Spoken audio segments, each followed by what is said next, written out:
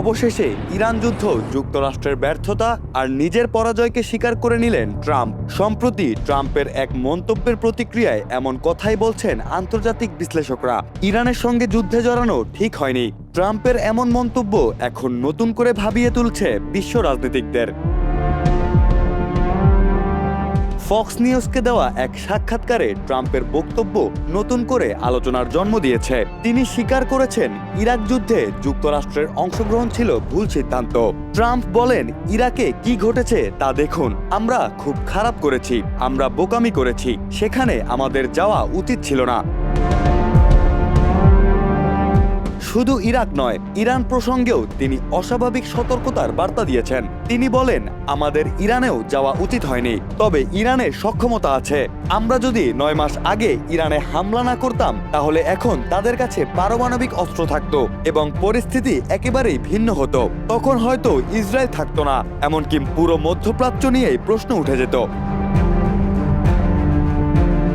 আরও বিস্ময়কর বিষয় হলো, তিনি প্রকাশ্যে স্বীকার করেছেন যে যুক্তরাষ্ট্র ইচ্ছাকৃতভাবে ইরানের সামরিক বাহিনীকে পুরোপুরি ধ্বংস করার চেষ্টা করেনি।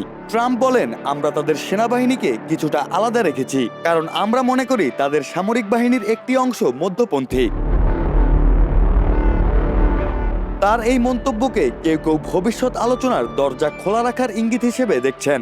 অন্যদিকে সমালোচকরা বলছেন, এটি আসলে ব্যর্থ নীতিকে নতুন ভাষায় ব্যাখ্যা করার চেষ্টা। কারণ কয়েক মাস আগেও হোয়াইট হাউসের বক্তব্য ছিল সম্পূর্ণ ভিন্ন। তখন ইরানের ওপর সর্বোচ্চ চাপ প্রয়োগ, কঠোর নিষেধাজ্ঞা এবং সামরিক শক্তি প্রদর্শনের কথাই বেশি শোনা গেছে। এখন প্রশ্ন হলো, এই পরিবর্তনের কারণ কি? বিশ্লেষকরা বলছেন, ট্রাম্পের ভাষা বদলে গেছে। যে ট্রাম্প এতদিন ইরানকে চাপে রাখতে সর্বোচ্চ চাপ প্রয়োগের কৌশল অনুসরণ করেছেন, সেই ট্রাম্প এখন যুদ্ধ নয়, বরং পরিস্থিতি নিয়ন্ত্রণে রাখার বার্তা দিচ্ছেন। এমনকি সিচুয়েশন রুমে প্রায় 2 ঘন্টার উচ্চ পর্যায়ের বৈঠকের পর ইরানের সঙ্গে বিদ্যমান যুদ্ধবিরতি আরও 60 দিন বাড়ানোর ইঙ্গিত পাওয়া যাচ্ছে।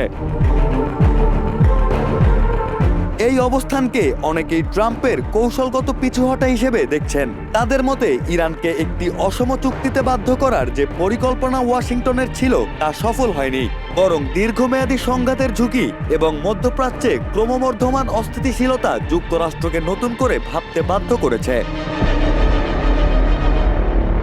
কিন্তু সবাই এই ব্যাখ্যার সঙ্গে একমত নন। অনেক আন্তর্জাতিক পর্যবেক্ষক মনে করেন, ডোনাল্ড ট্রাম্পের রাজনৈতিক চরিত্রের সবচেয়ে বড় বৈশিষ্ট্য হলো তিনি প্রকাশ্যে নিজের ভুল বা পরাজয় স্বীকার করতে চান না। ফলে হঠাৎ করে তার অবস্থান পরিবর্তনকে সরলভাবে যুদ্ধ থেকে সরে আসা হিসেবে দেখার সুযোগ নেই।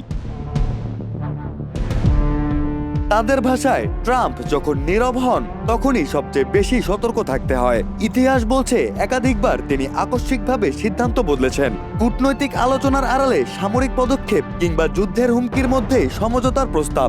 ট্রাম্প প্রশাসনের নীতিতে এমন বৈপরীত্য নতুন নয়। এ কারণেই কিছু বিশ্লেষক আশঙ্কা করছেন, যুদ্ধবিরতির সময়সীমা বাড়ানোর পেছনে ভিন্ন হিসাবও থাকতে পারে। তাদের মতে, যদি ইরান এবং তার মিত্ররা মনে করে যে সংকট শেষ হয়ে গেছে এবং সামরিক প্রস্তুতি কিছুটা শিথিল করে, তখনই ওয়াশিংটন নতুন করে চাপ বা হামলার পথ বেছে নিতে পারে।